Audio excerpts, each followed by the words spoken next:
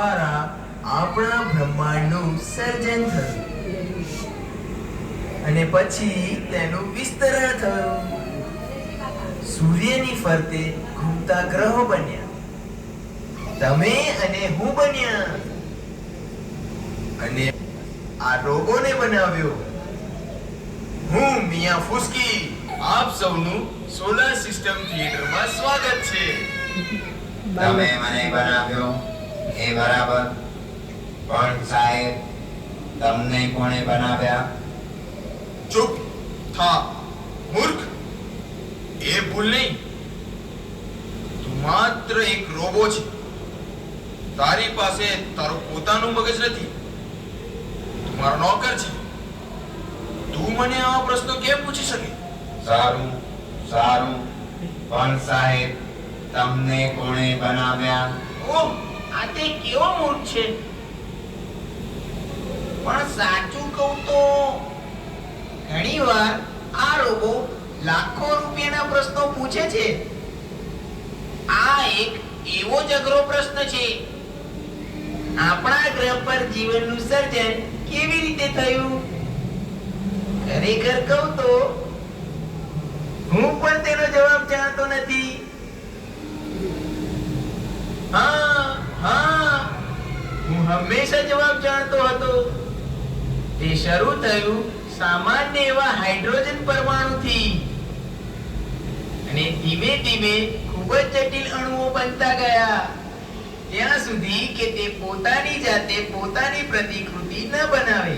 પણ સાહેબ, ગોયલે અને વિક્રમાસિંઘે તો એમ કહ્યું હતું કે જીવનનું બીજ તો બાહ્ય અવકાશમાંથી પસાર થતા ધૂમકેતુ દ્વારા આવ્યું હતું. શું તું ચોક્કસપણે કહી શકે?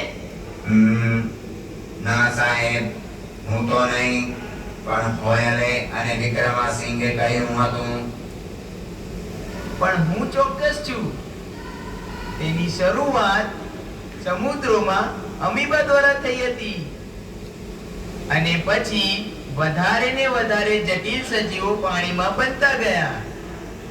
પછી આવ્યા એમ્ફિબિયન્સ, મોટા રેપ્ટાઇલ્સ અને મેમલ્સ. પ્રાઇમેટ્સ. ચાલ્યો જા, દૂર થઈ જા. અમે ખૂબ અગત્યની ચર્ચા કરી રહ્યા છીએ. અને પછી મનુષ્ય બન્યા. નહીં સાહેબ, અંતે તો મિયા ફુસ્કી અને રોબોટ બન્યા. હા હા. અને પછી આવ્યા આપણી કલ્પના શક્તિ અને અનુમાન. ચૂપ થઈ જા મૂર્ખ રોબો. તું નકામી વાતો કરે છે. શું છે આ કલ્પના શક્તિ? શું છે અનુમાનો? એ તો હું સાહેબ, બાહ્ય અવકાશીય જીવ ઈટી. શું તમે વાસ્તવમાં છો? હા હા, હું અસ્તિત્વ ધરાવું છું, પણ માત્ર તમારી કલ્પનામાં. હું અહીં છું. હું અહીં પણ છું. હું અહીં છું.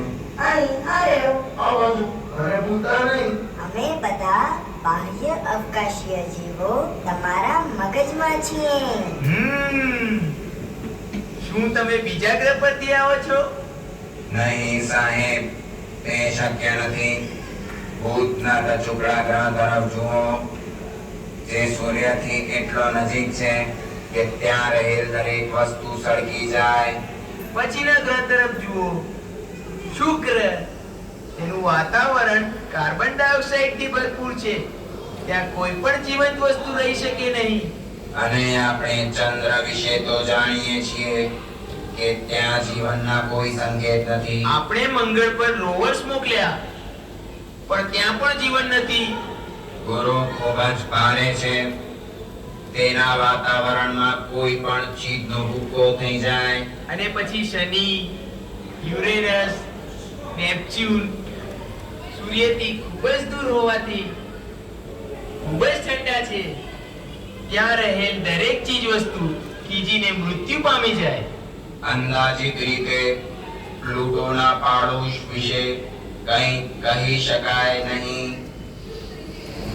હવે લોકો ક્યુપર બેલ્ટના બાહ્ય અવકાશીય પદાર્થો વિશે વાત કરવા લાગ્યા છે, જેવા કે ક્વાવાર, બલૂન, સેડના, ઝીના ઇત્યાદિ ગ્રહોનું સ્થાન મેળવવા માટે ઉમેદવારી નોંધાવી ચૂક્યા છે કે જેઓ સૂર્યમાળાની પરીખ પર આવેલ છે. આપણે તેમના વિશે થોડું જાણીએ છીએ, પણ તે પણ સૂર્યમાળાના સભ્યો છે. ઘણી બધી ઉલ્કાઓ સૂર્યની આસપાસ લઘુગ્રહના પટ્ટામાં ઘૂમી રહી છે, જેવી કે ગેસ્ટ્રા, આઇડા, ઈરો, વેસ્ટા અને ડવીડા. સેરસ ઉલ્કાને હવે વામન ગ્રહ તરીકે સ્થાન મળેલ છે, આપણા પ્લુટોની જેમ. આ સાહેબ બાહ્ય અવકાશમાંથી મુલાકાત લેતા ધૂમકેતુઓ પણ રેલીનો ધૂમકેતુ, ઇમ્પેક્ટ ધૂમકેતુ, બૌરેલી, પાઇલ, કોહેતક, હાયાકુતેક, આઇકિયાસેકી, વેસ્ટ ધૂમકેતુ એવા બીજા અનેક કે જે ક્યુપર બેલ્ટ અને ઉર્ટના વાદળમાંથી તે જે સૂર્યમાળાના સીમાડે આવેલા છે તેમાંથી આવે છે. આ રોબોટ પૃથ્વી પર પડતી ઉલ્કાઓ